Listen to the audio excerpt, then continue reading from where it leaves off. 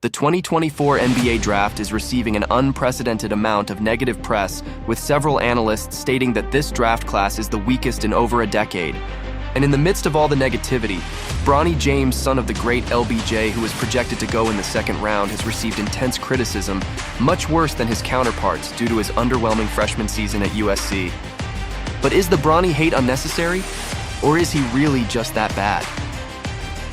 After a stellar high school career that earned himself a spot on most mock drafts before the season began, Bronny put up uninspiring numbers during his freshman season at USC. 4.8 points, 2.8 rebounds, and 2.1 assists over 19.3 minutes doesn't exactly scream future NBA superstar. But Bronny doesn't even project himself to be a superstar like his father. Instead, he views himself as a two-way combo guard who can play a role on a winning team. That alone shows some high self-awareness for such a young kid.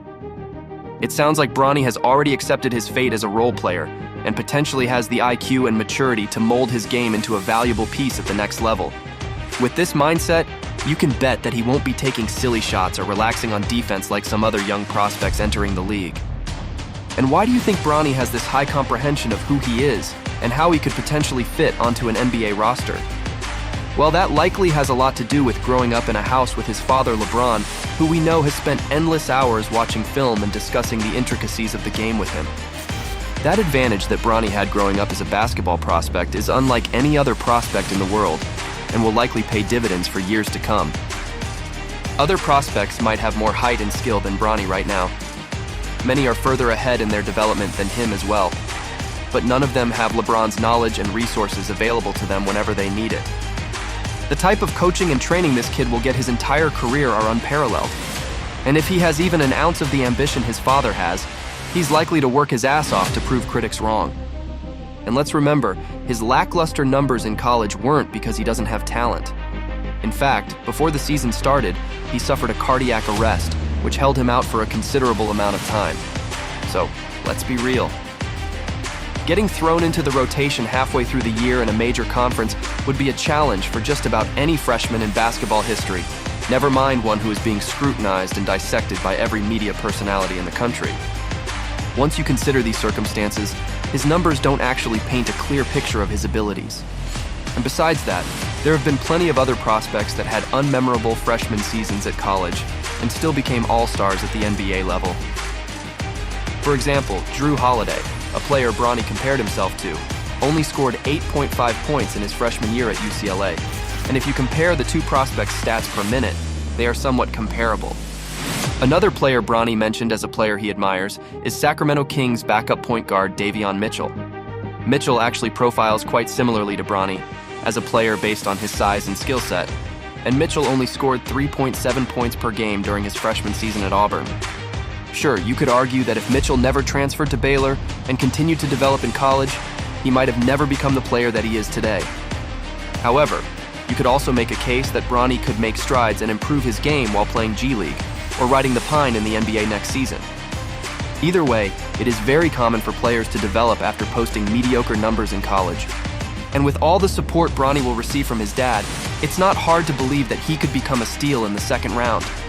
And you know what team we think is going to draft him? The San Antonio Spurs. That's right.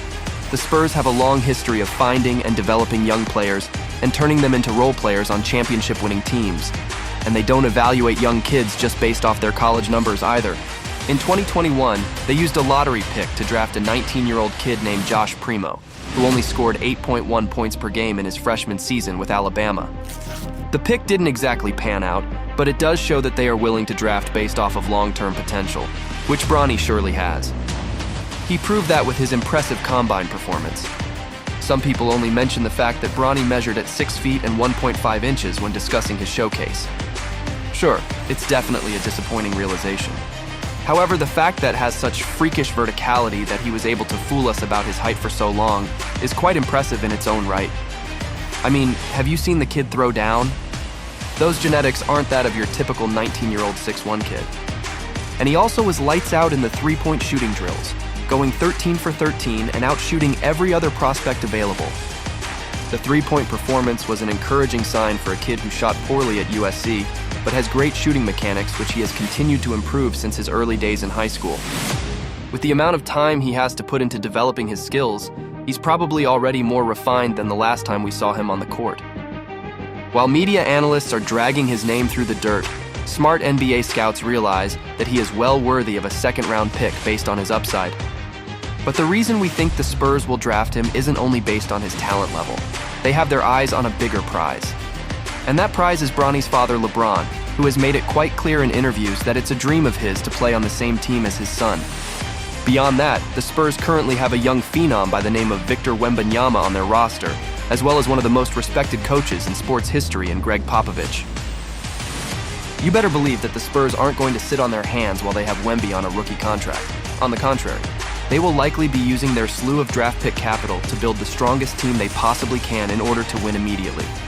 And drafting Bronny will only be one piece of the puzzle. If you watch interviews, it's clear that LeBron and Popovich don't just have respect and admiration for one another. They share a special bond. You don't think Pop would want LeBron on his Spurs roster to show Wembanyama and the right way to play the game? Of course he would. Just listen to how he talks about the guy. He made a jump last year, but this year it's been quite significant.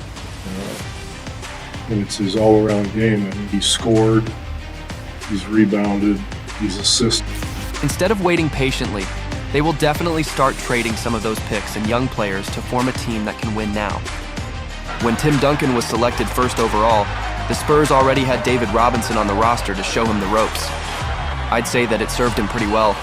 And you know LeBron would love to play with the most talented young player in the world, while also getting his son the opportunity to get coached by his favorite coach, Greg Popovich. Under the tutelage of Pop, you can bet Bronny would reach his potential as a player. He can shoot, play defense, and is a willing ball mover. He's exactly what the Spurs are looking for right now. They aren't looking for skilled, one-dimensional pieces to surround Wemby with.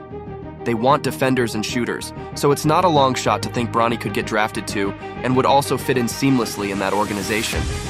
I mean, listen to how his dad LeBron raves about Coach Pop whenever his name comes up. I mean, you guys know how much I love Pop. And for me as an athlete and for me as a... It's a perfect fit for LeBron. Imagine if they then traded, say, Keldon Johnson and some draft picks for Darius Garland or Trae Young. While LeBron does have some incentive outside of basketball to play with the Lakers, we all know that he would do just about anything to add to his ring count before retiring. And that just ain't gonna happen if he sticks with the Lakers. The Spurs, on the other hand, far more plausible.